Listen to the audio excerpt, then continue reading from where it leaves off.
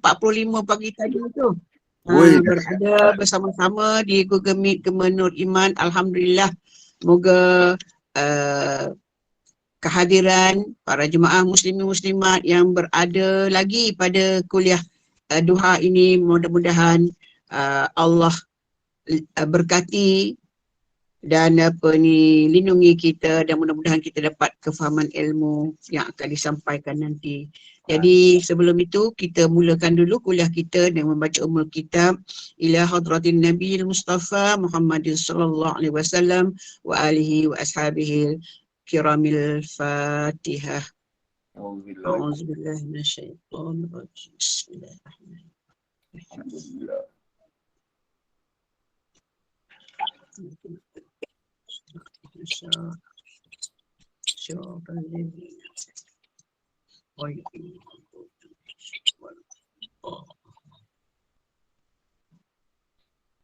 Amin, amin ya rabbal alamin. Mudah-mudahan dengan bacaan Ummul Kitab sebentar tadi kita mendapat rahmat, keberkatan. Mudah-mudahan kita semua dipayungi oleh para malaikat ketika berada di kuliah ataupun di taman ilmu pada pagi, iaitu pada kuliah duha pada kali ini. Muslimin muslimat yang dikasihi sekalian, seperti biasa pihak majlis mohon kerjasama sentiasa offkan kamera dan juga mikrofon, mudah-mudahan tidak mengganggu kuliah kita. Jadi sentiasalah tengok pada skrin, pastikan kamera ataupun mikrofon tidak di-on-kan. Jadi kamera boleh, tapi pastikanlah berpakaian, terutama muslimah, pakaian yang sopan, menutup aurat dan berada di depan skrin tu dengan orang kata eloklah, tidak mengganggu atau mengganggu waktu kuliah kita. Jadi tanpa melengahkan masa lagi, majlis dengan segala sukacita mempersilakan yang berbahagia Al-Fadil Imam Muhammad Nazri Haji Mustaqim untuk mentadabur surah Al-Fajr. Jadi saya serahkan kuliah duha pada Al-Fadil Ustaz Nazri, silakan. Na'udzubillahi minasyaitonirrajim. Bismillahirrahmanirrahim. Alhamdulillah, salatu wassalamu ala Rasulillah wa ala alihi wa ashabihi kiram, amma ba'. Assalamualaikum warahmatullahi wabarakatuh. Terima kasih kepada cikgu moderator, tuan-tuan dan puan-puan yang dirahmati Allah Subhanahu wa taala. Kita sambung suratul Fajr. Semalam kita lalui bagaimana kaum-kaum terdahulu, kaum Ad, Samud dan Firaun, seperti yang Allah datangkan contoh-contoh mereka yang melampau, allazina taghaw fil bilad. Bagaimana mereka boleh menjadi kaum yang melampau? Dia bermula daripada satu orang individu. Satu orang individu yang melakukan perlakuan yang melampau, dan akhirnya bila tidak ditegah, tidak ditegur, tidak dilarang, dia merebak berjangkit kepada individu-individu yang lain. Bila satu orang gagal untuk memiliki hijir, berakal sempurna, ataupun gagal membuat tembok, perisai, pendinding diri supaya tidak melampau dari melanggar arahan dan perintah yang Allah tetapkan, maka dia akan berjangkit dan melahirkan komuniti yang semuanya tagha, melampau, dan fa'aktsaru fihal fasad, dan banyaklah kerosakan atas muka bumi. Dan sekarang ni baru timbul kesedaran tentang ancaman geng-geng huruf. Apa geng-geng huruf? LGBT. Tu geng-geng huruf. Ancaman geng-geng huruf kepada masyarakat dunia. Barulah masyarakat di luar sana sedar ancaman buruk mereka. Terutamanya bila melibatkan tentang kepentingan wanita. Contoh, sukan yang selama ini antara wanita yang bertanding, Tapi bila masuk geng-geng huruf ni, wanita sudah tidak mendapat tempat. Wanita sudah tidak mendapat tempat kerana yang bertanding adalah lelaki, asal lelaki, konon-konon perasan jadi wanita. Memanglah kalah. So, tempat pertama, kedua, ketiga sudah didominasi oleh geng-geng yang ini ni, geng-geng huruf. Malah di Canada, kalau kita salah address orang,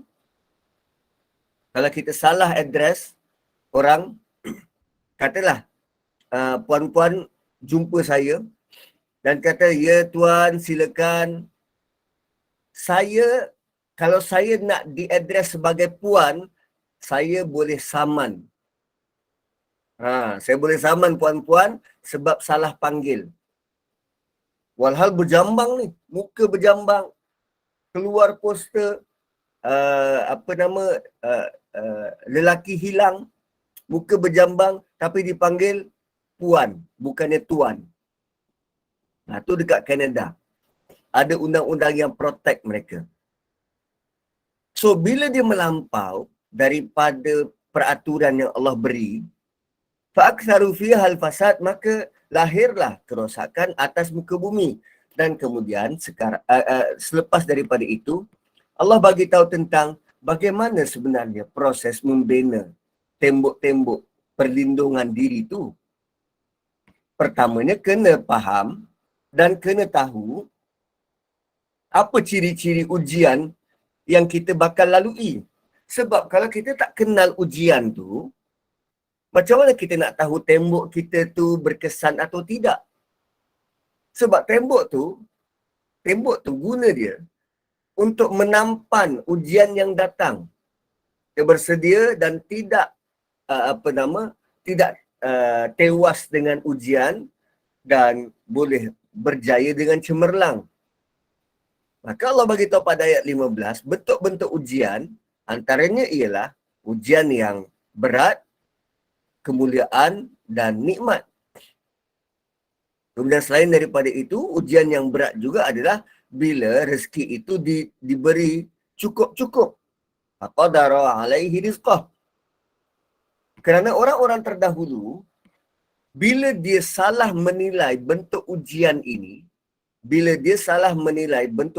ini, maka antara perkara yang dia buat ialah la tukrimunal yatim, tidak memuliakan anak yatim. Ini antara menuju kepada masyarakat yang rosak. Dia tidak memuliakan anak yatim. Wala tahaduna ala ta'amil miskin, dan dia tidak menggalakkan memberi makanan orang miskin.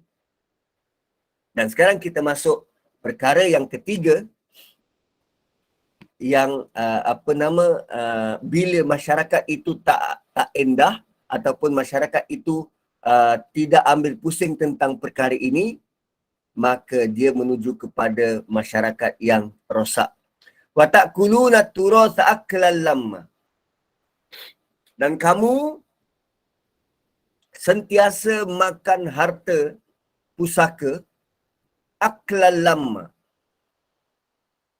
Kalau boleh sekali suap tanpa ada tinggal sisa. Aklan lamma tu secara rakus. Dia kaut semua, dimakan sorang-sorang tanpa tinggal sisa. Terutamanya bila berkaitan harta pusaka. Wa ta'kuluna turatha aklan lamma. Banyak contoh yang kita dah lalui, banyak contoh yang kita dah lihat. Bila berkaitan dengan harta pusaka, manusia kerap hilang pertimbangan. Dan yang best adalah dia buat tanpa rasa bersalah. Malah sanggup buat hukum sendiri. Arwah mati meninggalkan anak lelaki dan isteri. Keluarga arwah terus cepat-cepat ambil harta arwah sebelum diputuskan pembahagian faraid. Dia ambil kereta arwah, ambil rumah semua. Apa nama, balu yang ditinggalkan, diletakkan kat rumah lain, suruh balik kampung. Sedangkan arwah tu ada anak lelaki. Kereta arwah dilelong, dijual. Duit ni dimakan. Tak kuluna turasa aklan lamma. Makan harta pusaka, harta orang lain secara haram. Dan buat muka tak bersalah. Ini bentuk kerosakan-kerosakan yang dibuat oleh masyarakat. Kerana setiap individu dalam masyarakat gagal buat hijir. Hijir. Gagal buat pelindung. Yang dapat mengingatkan diri. Kalau benda macam ni berlaku, apa tindakan yang aku perlu buat? Apa respon yang aku perlu buat? Bila berkaitan dengan harta. Sebab tu, bicara tentang harta, dalam surah Baqarah, Allah selit dengan ayat-ayat puasa. Terutamanya harta waris. Sebab harta waris ni harta free. Siapa tak nak harta free? Yang usahakan orang lain, yang usahakan mak bapak kita, yang usahakan adik-beradik kita. Tapi bila mereka meninggal, kita dapat. Maka dekat situ kita kata, ini hak aku. Sedangkan asalnya bukan kau punya pun, diorang punya. Sebab diorang mati kau layak. Layak bukannya berhak. Tapi bila melibatkan harta pusaka ni, orang akan hilang pertimbangan, hilang akal. Sanggup putus saudara, sanggup bunuh. Bermusuhan.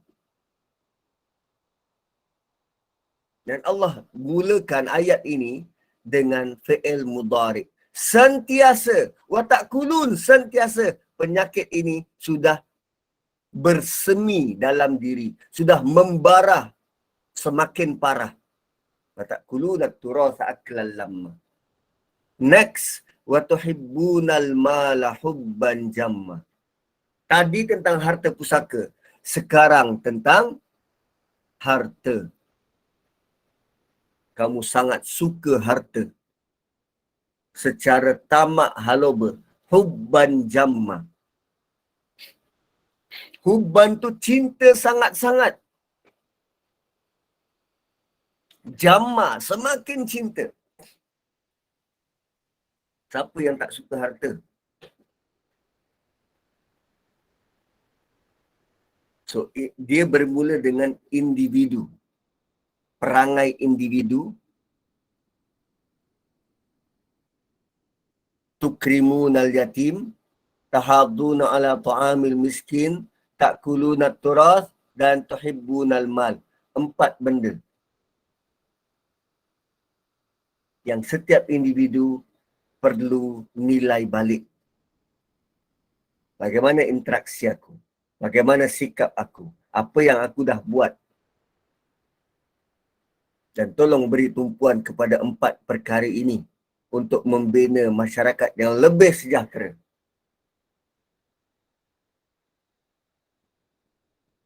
Tuan-puan, kalau ada akses kepada menteri, kepada PM,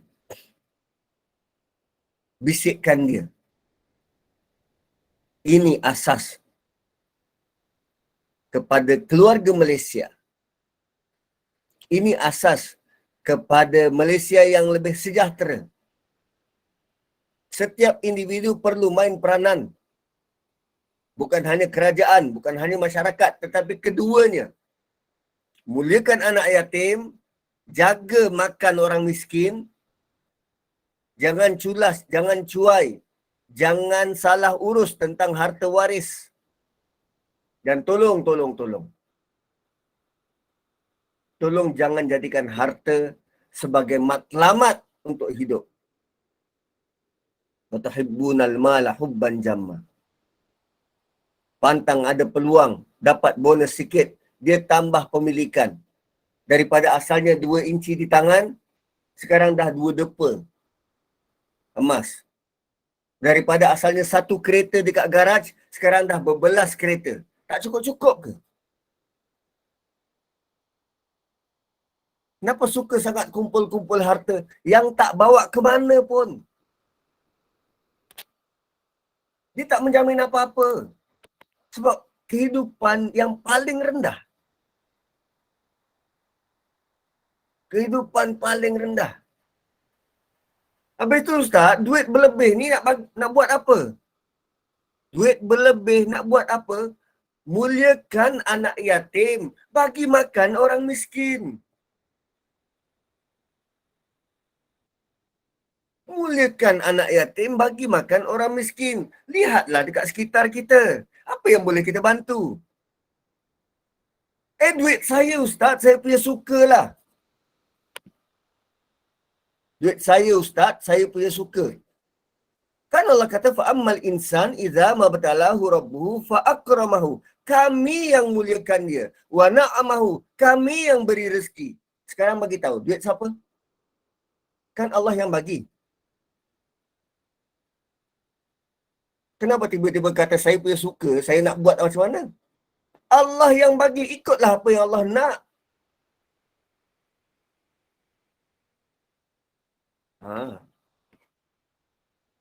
Muliakanlah anak yatim, bagi makan orang miskin.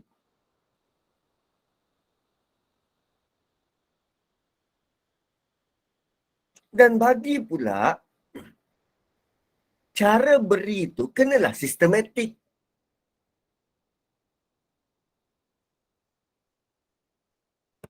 Kerana anak yatim selama ini tidak mendapat pendedahan macam mana nak mengurus diri. Dia kurang kasih sayang. Kalau pun nak sedekah kepada anak yatim, sedekahlah dengan bijak. Kalau anda peruntukkan, katalah satu kepala 500. Jangan bagi sekaligus. Bagi ikut keperluan dia. Bagi ajalah pada pengurus dia Ustaz. Pengurus dia pun belum tentu boleh menguruskan wang dengan bijak. Anda sudah berjaya. Maka anda berilah bukan sahaja duit, tetapi bagaimana nak menguruskan wang tu. Kongsilah kejayaan anda. Jangan hanya bagi ikan, tapi bagi pancing. Sama dengan orang miskin. Pastikan ada orang yang boleh menguruskan itu dengan bijak. Sebab kalau tengok waktu puasa hari tu tuan-puan, dekat KL, kita bukan hanya nampak orang yang pemurah bagi makan kepada gelandangan. Tapi kita juga nampak pembaziran berlaku. Sebab tidak diurus dengan baik dan betul. Asal bagi. Itu tidak mencapai matlamat. Akhirnya orang miskin di tempat lain tetap miskin. Tetap tak dapat makan.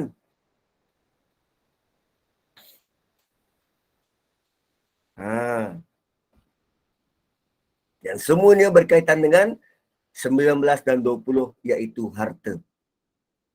Kenapa nak harta ni? Why? Sebab dia memang built in dalam diri kita. Setiap manusia memang suka nak kumpul. Nabi kata kalau dia dapat satu gunung emas, dia nak gunung emas yang kedua. Dia dah ada dah satu gunung emas. Dia nak gunung yang kedua.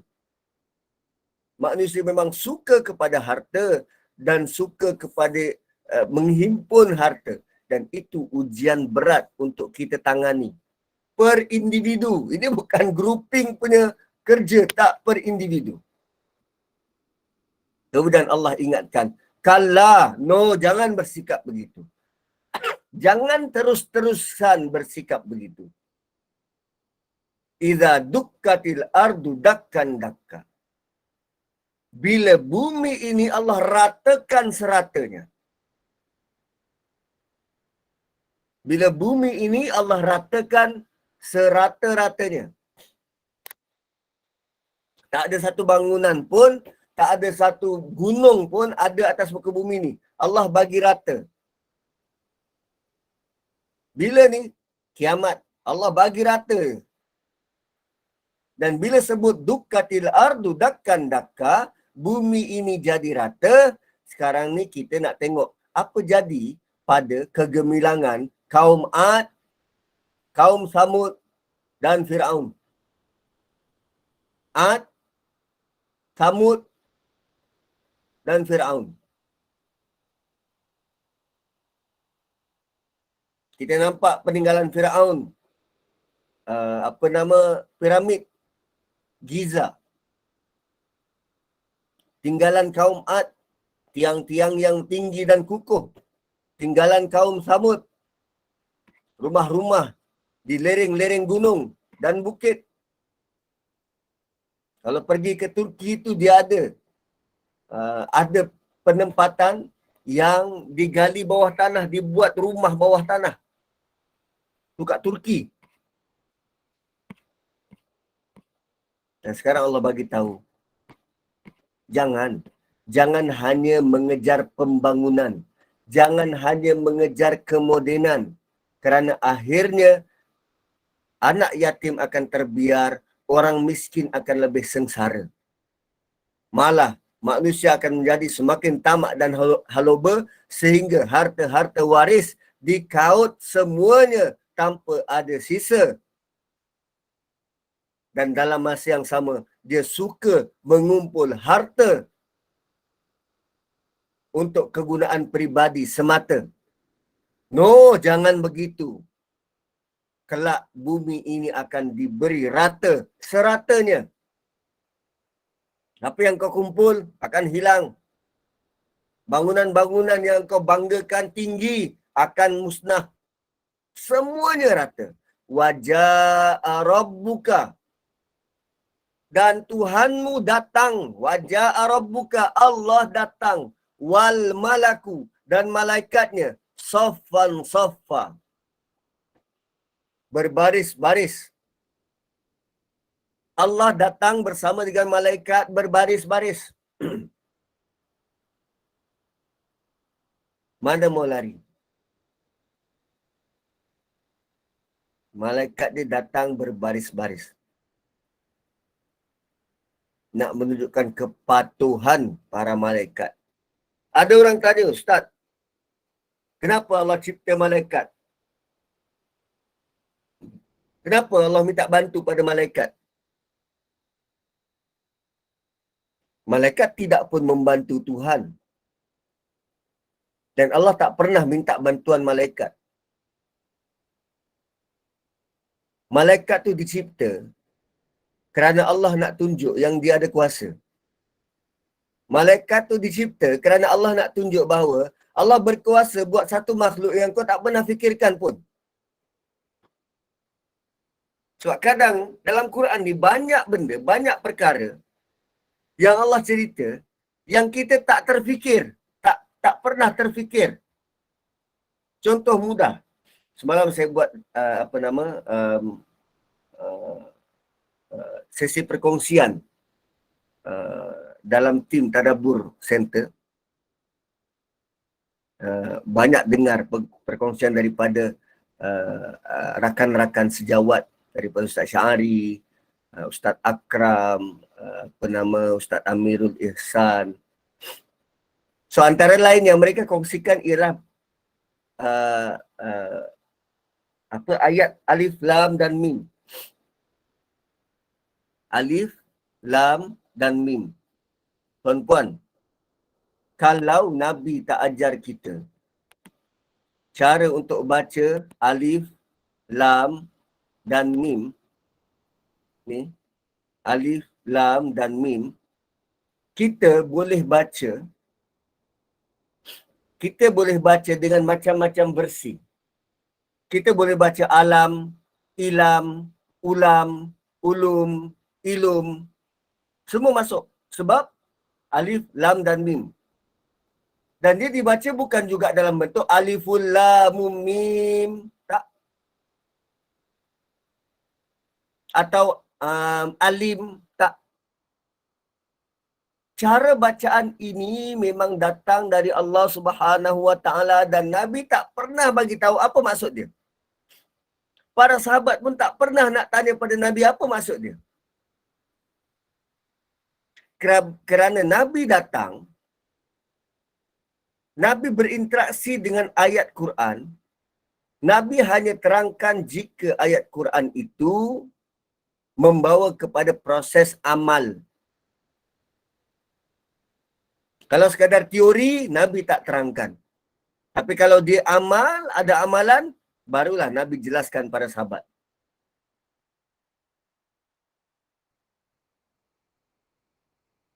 Dan ejaan semacam ini, bacaan semacam ini sangat unik. Tak pernah terfikir oleh manusia. Cara baca dia tu.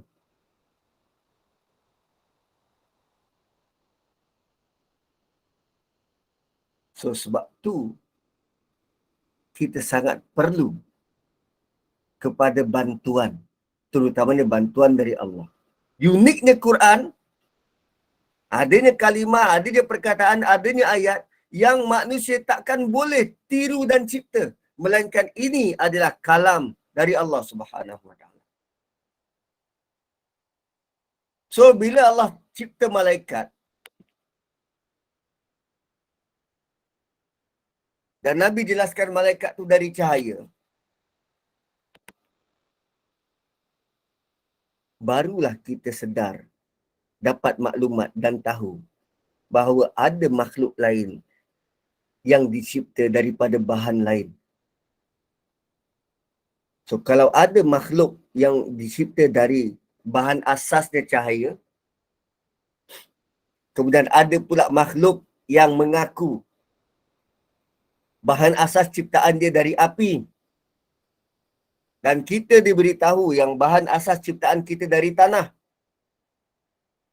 Sekarang tuan-puan bagi tahu saya, berapa banyak bahan asas yang kita boleh senaraikan? Dari cahaya dah ada, dari api dah ada, dari tanah dah ada. Apa lagi elemen lain, bahan asas lain? Daripada air, dari angin, dari batu zamrud, dari batu jade, dari kasturi. Yang penting dia ada bahan asas. Dan Allah boleh cipta makhluk daripada bahan asas tu.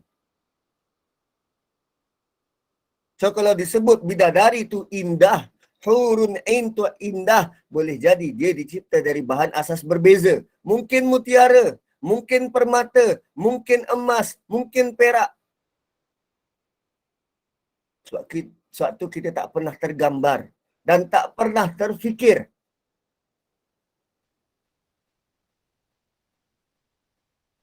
Dan malaikat-malaikat penjaga neraka, dia tak terkesan ke? Dia tak terseksa ke bila jaga neraka? Well, sebab dia dicipta daripada bahan yang lebih tinggi. Cahaya.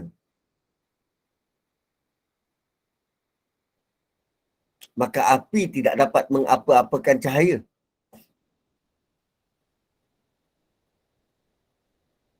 Dan sekarang Allah bagi tahu, waja'a rabbuka wal malaku saffan saffa. Penciptaan malaikat bukan kerana Allah minta bantu malaikat, tak. Sebab Allah nak tunjuk yang dia berkuasa. Kekuasaan Allah takkan boleh ditandingi. Jika kita maklum, tahu, sedar Allah tu berkuasa, maka kenapa nak lari dan tidak mahu patuh perintah dia? Itu yang perlu kita renung, fikir. Kerana dalam surah ini, Allah sudah bagi tahu tanggungjawab individu. Dan jika setiap individu gagal laksanakan tanggungjawab, dia akan melahirkan kaum seperti kaum Ad, kaum Samud dan Fir'aun. Kerana mereka suka buat kerosakan. Dan kerosakan yang Allah highlight dalam surah ini adalah tidak memuliakan anak yatim, tidak bagi makan orang miskin, suka pada harta pusaka, dan sangat gemar untuk mengumpul harta. Dan 23, waji'a yauma idzin bi jahannam. Pada hari itu, anda semua, tak bukan anda semua, pesalah-pesalah penjenayah itu akan diperlihatkan neraka Jahannam. Waji'a yauma idzin bi Jahannam. Pada hari itu neraka Jahannam didatangkan dekat sampai sehinggakan orang-orang yang melakukan dosa ini nampak depan mata. Ini neraka Jahannam. Tuan-puan, selalunya kita gambarkan, kita imagine dan kita gambarkan neraka itu besar dan luas. Sekarang Allah datangkan neraka itu depan mata. Allah datangkan neraka itu depan mata dan dalam masa yang sama yatazakkarul insan, manusia yang selama ini pelupa, dia boleh ingat balik apa yang dia buat selama ni dekat dunia. Yauma idzi yatazakkarul insan, manusia yang asalnya pelupa, kita memang pelupa tuan-puan. Cuba ingat balik 5 minit yang lalu, perkataan yang ketiga keluar dari mulut saya. Start daripada minit yang pertama tu. Apa perkataan ketiga keluar dari mulut saya? Entah Ustaz. Saya pun tak tahu apa yang saya sebut. Punya pelupanya kita. Dan pada hari itu, tak kala neraka berada depan mata, barulah manusia itu ingat apa yang dia pernah buat dulu. Dia baru ingat. Kemudian Allah tanya, wa anna lahu dzikra. Buat apa engkau ingat sekarang? Apa gunanya kalau engkau beringat sekarang? Wa anna lahu dzikra. Bagaimana ingatan itu akan berguna lagi kepadanya? Sekarang baru nak ingat. Sekarang baru nak sedar.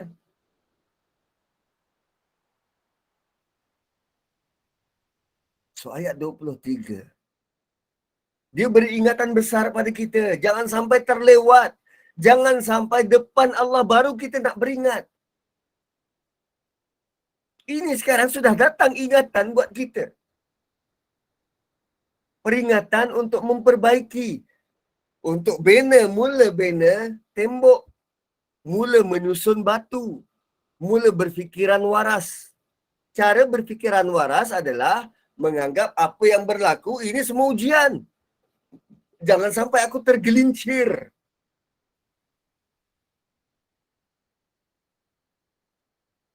Jangan sampai aku tergelincir sebab ramai orang yang tidak beringat.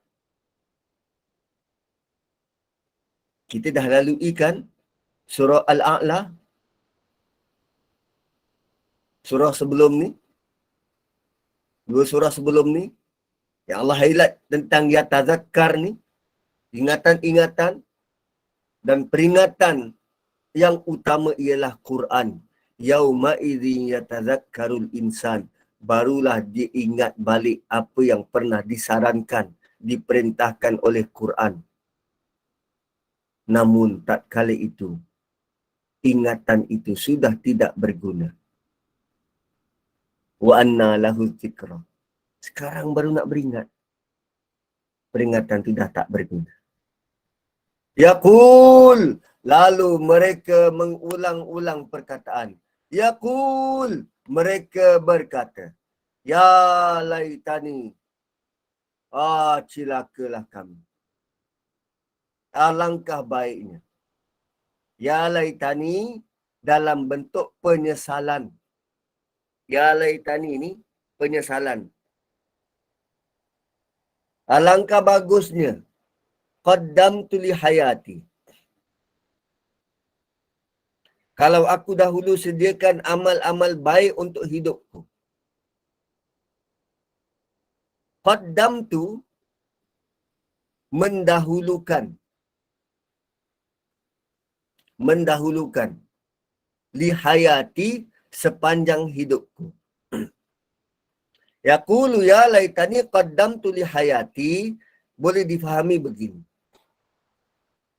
Mereka berkata, kan bagus kalau dahulu aku letak prioriti dalam hidup aku. Kan bagus kalau dulu aku letak keutamaan dalam hidup aku. Ada benda yang aku utamakan, ada benda yang aku kemudiankan. Yang paling aku perlu utamakan adalah muliakan anak yatim. Beri makan orang miskin. Itu yang lebih utama daripada sibuk kumpul harta. Sebab dia pada tempat yang keempat. Kumpul harta tu tempat keempat. Harta pusaka tempat yang ketiga. Sebab bila berlaku kematian, katalah dalam keluarga kita ada yang meninggal. Abang kita mungkin, adik kita mungkin, kakak kita mungkin. Dia meninggal, automatik anak dia sudah jadi yatim. Daripada sibuk cerita pasal harta yang dia tinggalkan, muliakan anak dia dulu.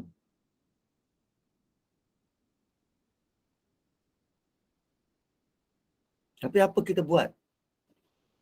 Ini harta yang ditinggalkan tu penting untuk diuruskan.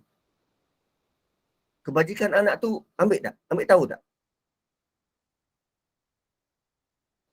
Allah sudah letak prioriti. Apa yang kau perlu buat? Pasangan yang ditinggalkan tu. Dalam keadaan masaka. Dia stuck. Sakana tak boleh pergi mana-mana.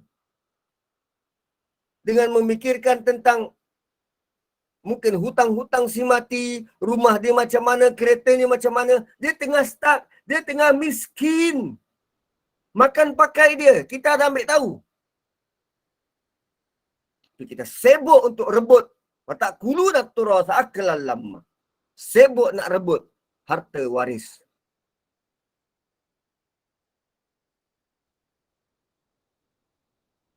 Kalau anak yang maknya saja meninggal, itu tak kira yatim ke macam mana tu? Dia tetap kira yatim. Walau apapun status dia, dia dapat harta pusaka ke, tak dapat harta pusaka ke, dia tetap anak yatim, perlu dimuliakan. Kerana kita tak nampak, tak pernah nampak ada model dalam masyarakat yang tunjuk macam mana nak muliakan anak yatim. Ada tak? Ada tak individu dalam masyarakat kita yang kita boleh jadikan contoh? Inilah contoh macam mana nak muliakan anak yatim. Sebab Allah kata apa? Tukrimun, memuliakan. Konsep muliakan anak yatim tu kita tak tergambar macam mana?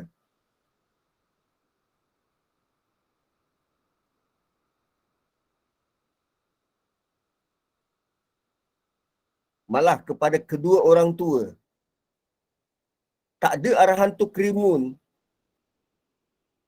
kepada kedua orang tua. Tapi anak yatim je.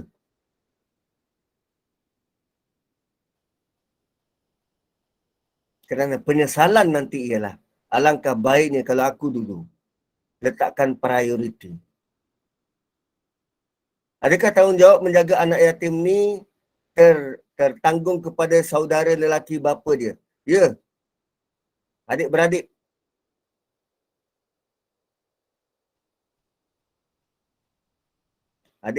Adik-beradik sebapa, seibu sebapa. Yang lelaki. Kerana dalam harta mereka ada portion untuk anak yatim ni.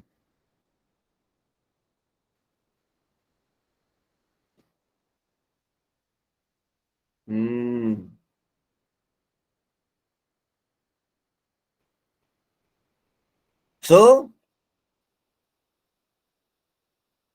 bila dia tidak meletakkan prioriti, maka tindak tanduknya tidaklah mengikut apa yang sepatutnya Allah nak.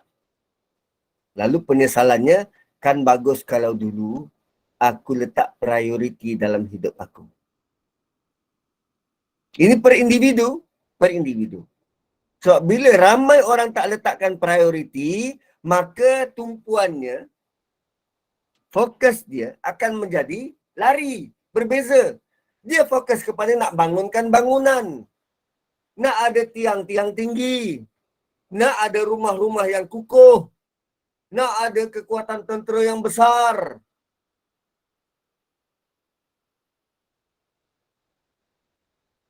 Kenapa perlu ada kekuatan tentera yang besar? Alasan dia apa? Nanti kalau orang serang kita, kalau engkau duduk ontok-ontok dekat situ baik-baik, tak ada orang dengki nak pergi serang. Sampai dia boleh berdikari. Anak yatim ni sampai dia boleh berdikari. Dia boleh kerja. Kalau sekarang ni usia yang patut kerja setelah universiti. Setelah settle dapat ijazah. Kerana sepanjang pengajian dia perlu support, perlu dibantu.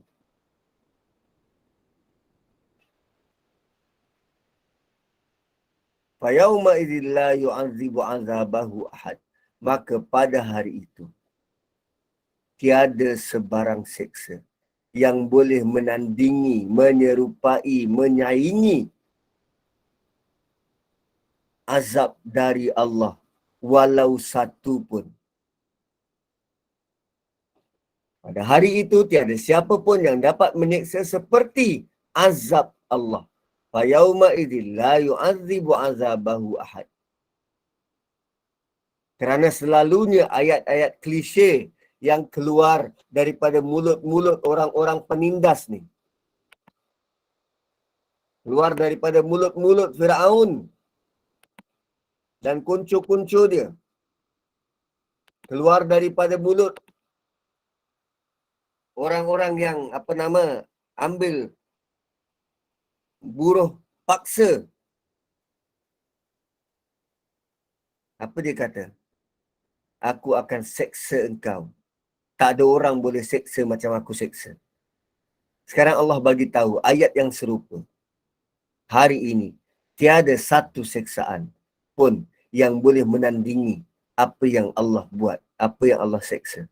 Fayauma idzil la yu'adzibu 'adzabahu ahad wala yuthiqu wathaqahu ahad. Dan tak ada siapa pun yang dapat, dia tulis itu, mengikat serta membelenggu. Wasaqa ni rantai, gari, shackle. Selalu kalau dekat tangan, penjenayah ni digari. Sama dia digari sorang-sorang atau digari ramai-ramai berantai. Tapi itu untuk penjenayah biasa. Tapi kalau penjenayah yang luar biasa, dia bukan saja tangan digari, tapi kaki juga digari. Dan ada juga jenis penjenayah yang dia bukan sekadar kaki digari, tapi pada gari kaki itu ada pemberat pula. Kan, pada kaki itu ada pemberat.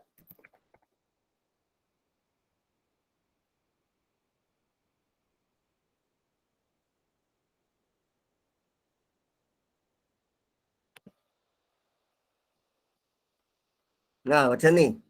Kaki digari, ini hancurlah. Dirantai. Ni guru ni tak patut. Ni kaki ni digari, kemudian ada pemberat. Tangan digari dengan kaki. Dan ada juga jenis kaki digari dan dia ada letak bola besi tu. Bola besi. So sekarang Allah kata apa? Wala yuthiqu wathaqahu ahad. Tiada ikatan, tiada belenggu, tiada gari yang setanding dengan ikatan dan gari dari Allah. Kenapa Allah sebut dua benda, azab dan gari? Why? Kerana orang yang menindas, dia bukan saja suka memukul orang yang ditindas, tetapi untuk prevent daripada hamba-hamba ini lari, mereka ikat dan gari. Mereka ikat dan gari supaya tak lari. Dan sekarang, para penguasa itu akan diazab, dipukul, dipalu. Oh, in the meantime, walaupun mustahil dia keluar daripada neraka, mereka tetap digari. Allah bagi balasan yang sama. setimpal. Seperti mana kau buat orang dulu, sekarang kamu bakal diperlakukan dengan benda yang sama. Beza dia,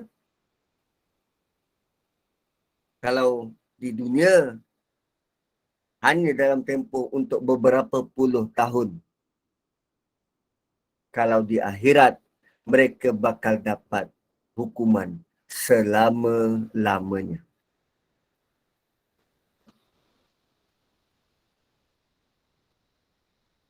Selama-lamanya. Kemudian Allah berpaling dan menghadap kita. Lalu Allah menyeru, ya ayyatuhan nafsul mutmainnah. Wahai jiwa yang tenang. Ya ayyatuha adalah panggilan manja dari Allah pada kita. Ya saja memadai kalau Allah nak panggil. Woi, ya tu wahai. Tapi Allah panggil ya ayyatuha. Selalu ya ayyuhallazi. Ya ayyuha. Tapi kali ini dia diisi dengan kalimah cinta. Ta tu nak menunjukkan rasa sayang yang sangat dalam.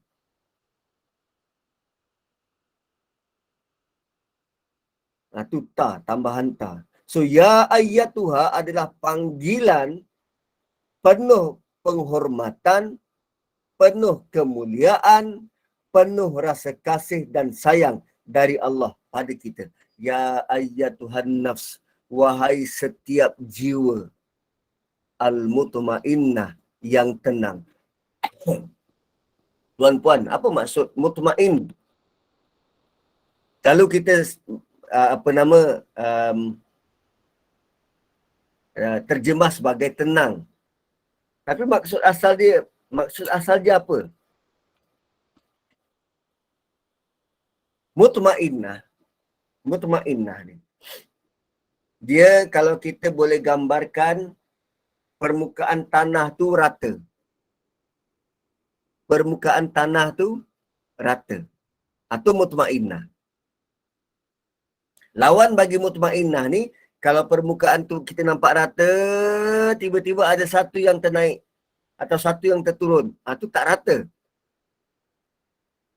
Mutmainnah tenang, rata je. Dan daripada mutmainnah ni lahirlah perkataan, kalau dicairkan dia akan jadi Toma'ninah. Toma'ninah. So macam mana hati itu boleh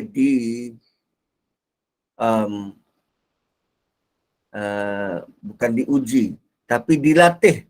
Bagaimana nak melatih hati itu supaya jadi tenang? Maka sempurnakanlah toma'ninah dalam solat. Daripada satu rukun berpindah kepada rukun yang lain. Betul ke kita mencapai kadar toma'ninah tu? Kenapa nak cepat-cepat? Sebab hati tu nak cepat. Kau jumpa dengan Tuhan, sembahyang tanpa toma'ninah, kerana hatimu tu nak cepat.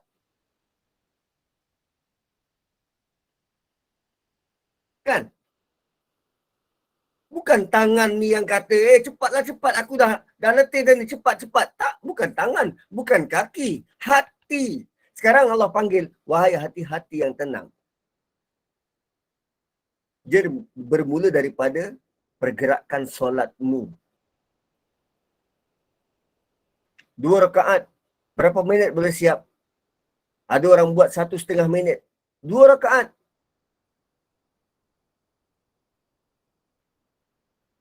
Toma'ninah semua ke laut. Wahai diri yang tenang. Dan itu tentang solat. Tapi lazimnya, dia bukan memadai kita menilai toma'ninah itu dengan solat. Kalau kita lihat contoh-contoh yang Allah bawa di atas. Solat 2 rakaat 5 minit. Cuba buat 45 minit. 2 rakaat. Atau at least 15 minit. Apa dibaca Ustaz? Jangan baca laju-laju. Bacalah perlahan-perlahan. Bacalah Fatihah itu setiap ayat tu baca satu-satu. Tak boleh Ustaz. Dia dah terbiasa laju. Terbiasa tu sebab hatimu yang nak laju. Kawallah hati. Kalau anda gagal kawal hati, macam mana anda boleh kawal keinginan hati yang membuak-buak, yang membara terhadap harta? Kalau gagal nak kawal hati, macam mana nak perasaan membuak-buak, tak sabar dengan karenah anak-anak yatim? Macam mana perasaan boleh dikawal membuak-buak terhadap konsisten nak bagi makan pada orang miskin?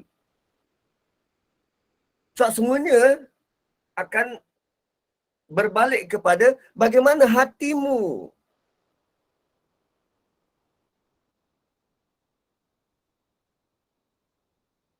Kan kalau hati ini sudah terjaga, terkawal, dia boleh tenang, maka berhadapan dengan pujian, kemuliaan, berhadapan dengan nikmat, dia sedar ini datang dari Allah.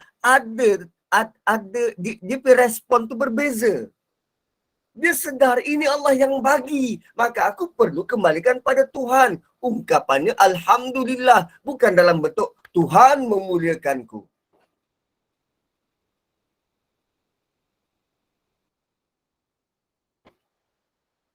Kerana semua berpunca dari hati.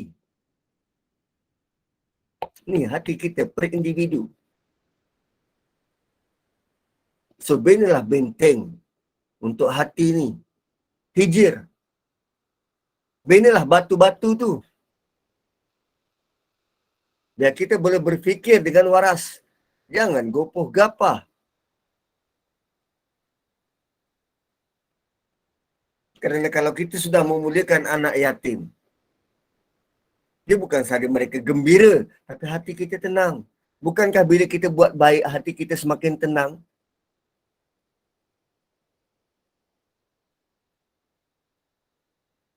Kan beza dengan orang yang bergaduh tentang harta dengan orang yang berpada. Aku ikut je apa yang Faraid minta, submit. Semua tenang. Tak ada sakit hati, tak ada cemburu, tak ada nak gaduh. Hati tenang.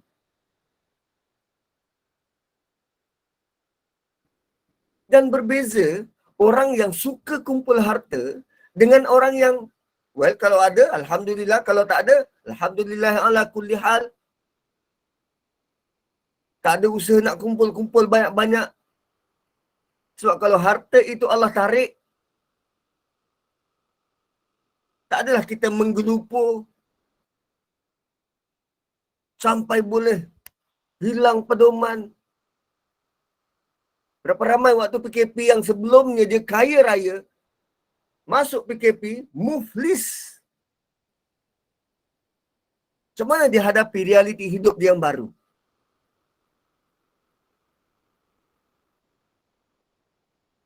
Akhirnya ambil jalan singkat, bunuh diri. Sebab hati dah tak tenang. Hati tak tenang. Hati dia tu dipampered, dimanjakan dengan diikut apa yang hati tu nak. Hati ni memang nak dunia. Nafsu kita ni memang nak dunia. Dan bila kita suap dan sua dengan dunia berkali-kali, dan dah jadi makanan dia, bila tak dapat, dia memberontak. Itu yang akhirnya dia jadi tak tenang. Sekarang Allah panggil, wahai hati-hati yang tenang. Tuan-puan, kita boleh tenang tak hati kita kalau kita tak ada duit? Totally kosong, dalam bank kosong, dekat poket kosong, kosong. Boleh tak tenang hati kita? Oi, susah.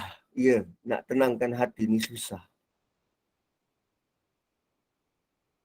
Kalau orang kata, boleh Ustaz, saya kalau dengan solat boleh tenang hati. Dah kalau 2 rakaat, 1 minit setengah,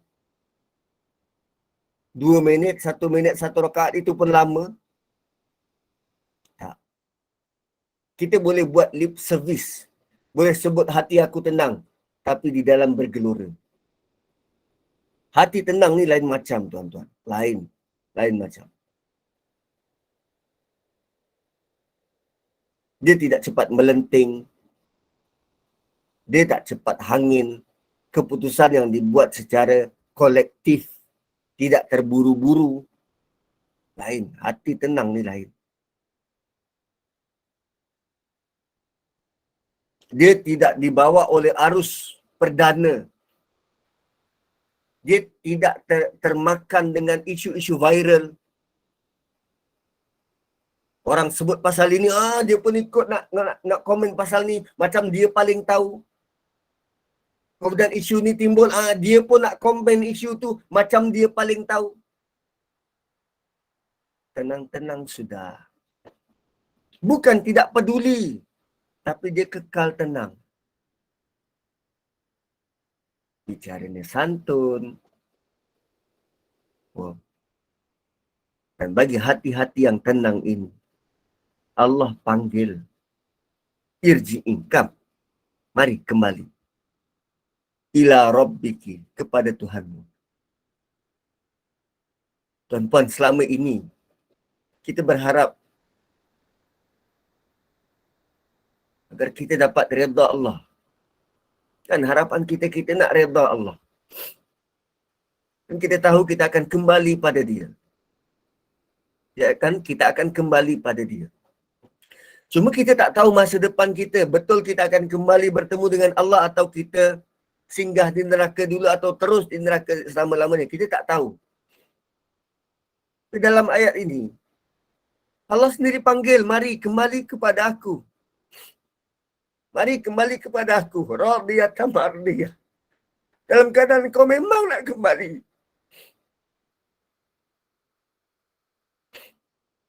Dalam keadaan Allah suka. Dan kau memang suka nak kembali. Tuan-tuan, kita nak syurga. Tapi betul kita dah prepare ke untuk mati menuju syurga. Irji'i ila Rabbi. Kembali kepada Tuhanmu.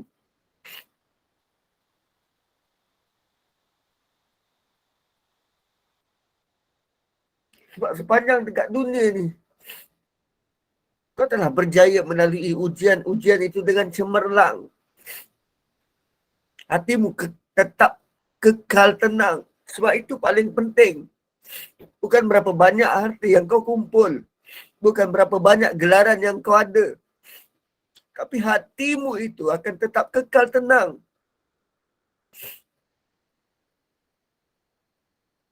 Kalaupun ada perbalahan, pertelagahan, kau tetap tenang.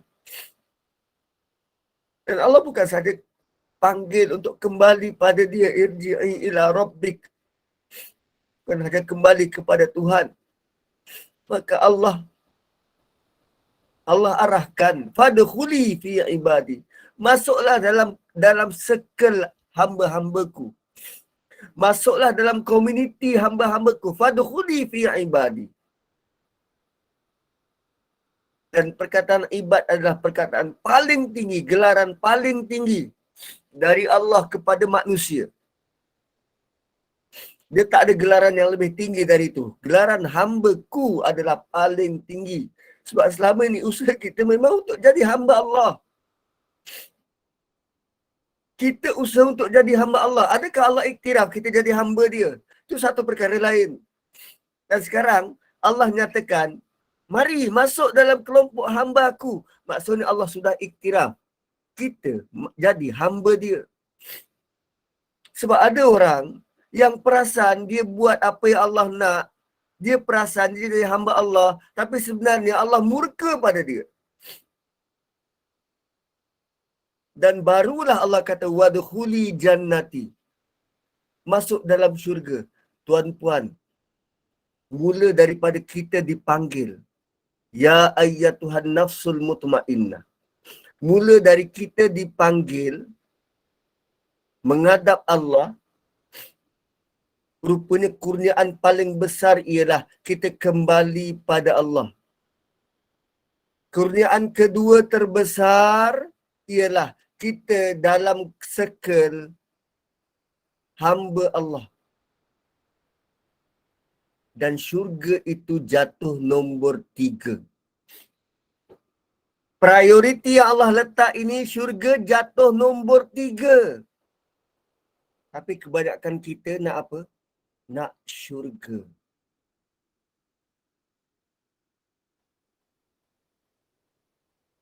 Kebanyakan kita nak syurga.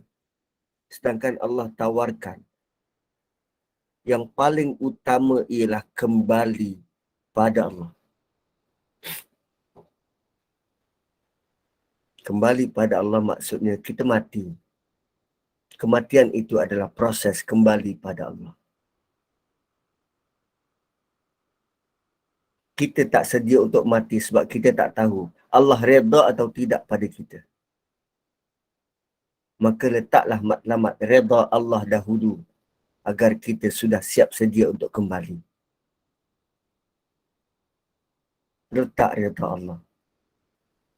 Dan sepanjang masa, berusahalah untuk jadi hamba Allah. Kerana itu prioriti yang kedua. Fadkhuli fi ibadi. Letak prioriti jadi hamba Allah.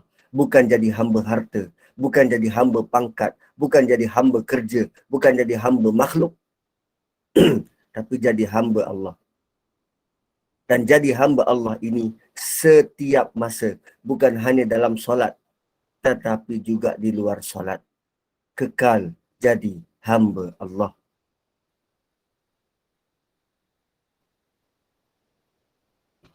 Maka barulah Allah masukkan dalam syurga. So, tuan-tuan dan puan-puan, 9-10 minit. Minta maaf terlebih 10 minit.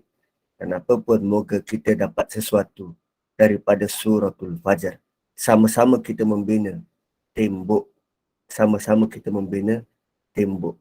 Barakallahu li wa lakum. Saya kembalikan kepada moderator. Alhamdulillah, amin, amin ya rabbal alamin. Jazakallah khairan kasiran Al-Fadil Imam Muhammad Nazri Haji Mustaqim yang bersama kita di kuliah duha pada pagi ini dengan tadabbur surah Al-Fajr, iaitu bermaksud waktu fajar, dan hari ini lanjutan daripada kuliah-kuliah sebelum ini. Dan apa yang disampaikan ialah ketika kita diuji dengan kemewahan, ada yang tidak bersyukur dan bersikap takabur. Apabila diuji dengan kesempitan hidup, tidak sabar, resah gelisah, hati tidak tenteram, dan penyakit akibat kekayaan yang membawa kemurkaan Allah, tidak memuliakan anak yatim, makan harta pusaka dengan rakus, sayangkan harta, tamak haluba. Penyesalan berlaku bila menengok azab, lihat neraka, dan menyesal tidak beramal soleh sewaktu hidup. Dan bagi orang-orang mukmin, orang-orang yang beriman, yang beramal soleh akan masuk ke syurga. Jadi mudah-mudahan kita doa kepada Allah Subhanahu Wa Taala, mudah-mudahan kita golong orang-orang yang mukmin, yang beriman, beramal soleh, mendapat redha Allah dan menjadi hamba Allah yang dipilih untuk masuk ke syurga Allah. Amin ya rabbal alamin. Syukran jazilan tim pengurusan Gemah Nur Iman, syukran jazilan para jemaah muslimin muslimat yang bersama di kuliah duha bersama dengan Al-Fadil Ustaz pagi-pagi ini. Mudah-mudahan kekurangan kita tidak kita keluhkan, kelebihan kita tidak banggakan. Tetaplah rendah diri, seberapa mana pun tinggi kedudukan kita, tetaplah percaya diri seberapa pun kekurangan kita, dan terus bersyukur dalam segala keadaan. InsyaAllah, amin ya rabbal alamin. Dan seterusnya diumumkan kuliah pada sebelah malam, pada pukul 8 malam, kuliah maghrib bersama dengan Al-Fadil Dr. Ahmad Mursyidi, iaitu tentang bab solat. Dan 9.15 kuliah Isyak bersama Yang Amat Arif, Dato' Abbas Nordin, bertajuk Hak Wanita dalam Undang-Undang Keluarga di Malaysia. Jadi teruskan mengimarahkan kuliah ilmu anjuran Gemah Nur Iman. Jadi sebagai penutup kuliah duha kita, sekali lagi dengan rasa rendah diri dipersilakan Al-Fadil Imam Muhammad Nazri Haji Mustaqim untuk memimpin bacaan tasbih kafarah dan menutup kuliah duha dengan surah Al-Asr. Silakan. Subhanakallahumma bihamdik nashhadu an la ilaha illa anta nastaghfiruka wa natubu ilaik wal asri innal insana lafi khusr illa alladhina amanu wa amilus solihat wa tawasaw bil haqqi wa tawasaw bis sabr. Assalamualaikum warahmatullahi wabarakatuh. Waalaikumsalam warahmatullahi wabarakatuh. Waalaikumsalam warahmatullahi wabarakatuh. Terima kasih Ustaz. Jazakallah khairan Ustaz. Assalamualaikum. Terima kasih Ustaz. Assalamualaikum. Terima kasih semua. Terima kasih Ustaz. Alhamdulillah. Terima kasih Ustaz. Terima kasih admin. Terima kasih semua. Assalamualaikum. Jumpa lagi. Terima kasih Terima kasih semua. Ustaz. Terima kasih Amin. Terima kasih jemaah semua. Assalamualaikum.